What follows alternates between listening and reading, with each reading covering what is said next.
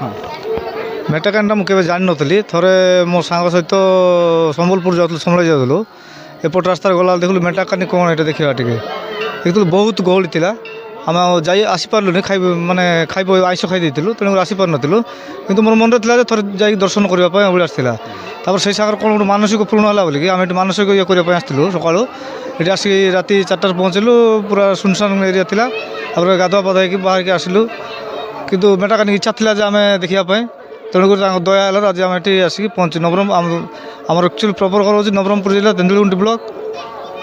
ଆମର ଏଠି ମାଆଙ୍କ ଦର୍ଶନ ବହୁତ ବଢ଼ିଆ ଭାବରେ ହେଲା, ଆଳତୀ ହେଲା, ବହୁତ ବଢ଼ିଆ ଲାଗିଲା, ପରିବେଶ ବହୁତ ବଢ଼ିଆ ଅଛି। बहुत बहुत धन्यवाद आज्ञा। ଧନ୍ୟବାଦ।